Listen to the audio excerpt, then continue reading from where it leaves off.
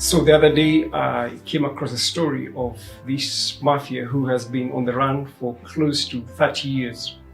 30 years of no capture, 30 years of confinement, 30 years of camouflaging and trying to run away from law enforcement.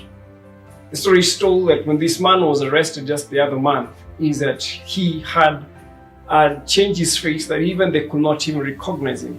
The prosecutor said that they didn't even know what he looked like.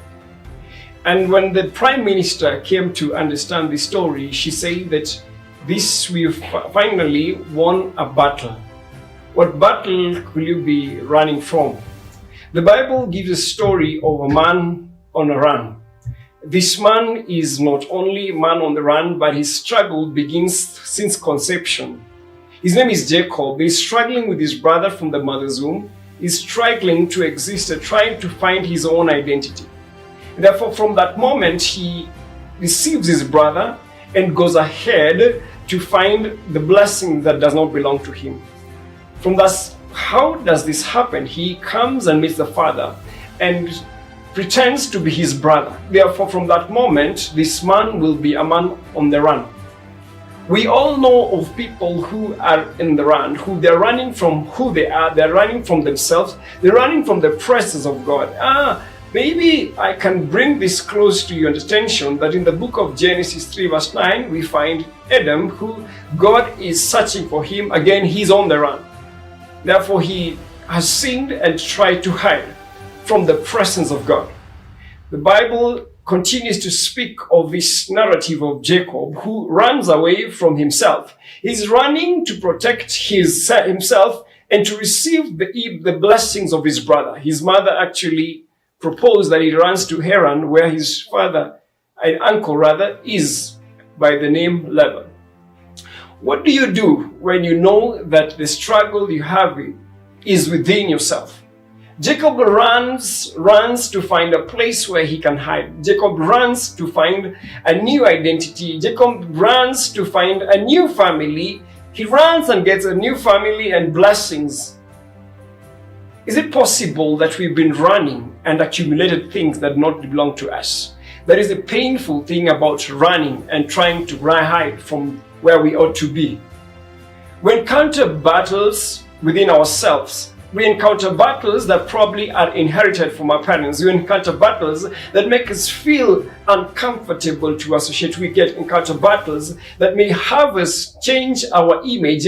Battles that can make us forget who we are or whose we are. Therefore, this story of Jacob and Esau is really interesting, because what will happen is he will run to hide, but still himself he'll be deceived in a foreign place. He'll be deceived to get a wife who does not belong to him. He'll be deceived to try and replace that which is not his. Beloved of God, maybe we are in the same space where we are struggling to find an identity and we are running. We could be on the run because of a joblessness. We could be on the run because of association of trying to identify in a group that we don't exist in. This statement by the Prime Minister caught my attention. He said, our fundamental battle has been won. They won a battle trying to pursue someone who committed a crime over 30 years.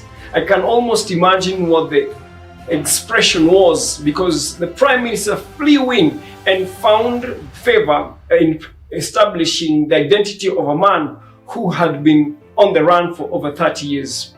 Jacob will come to a point where he will now let his family move to the other side just because he wants to find identity, his real identity. The Bible says in the book of Genesis 32 verse 24, Jacob was left alone. Beloved, whatever your experience or struggle is cannot be controlled, cannot be sorted by other people. There comes a point in time where we ought to be left alone. Left alone to reflect, left alone to introspect, left alone to reevaluate our standards so that we can be able to come in terms with our challenges. When he was left alone, having left every blessings and family go ahead, he at this point that he will wrestle with God. He wrestles with God because it's a time where he says, this only thing he ought to better have, he'd rather have only this relationship with God. What is this thing that maybe again you are struggling with for many years, maybe through conception?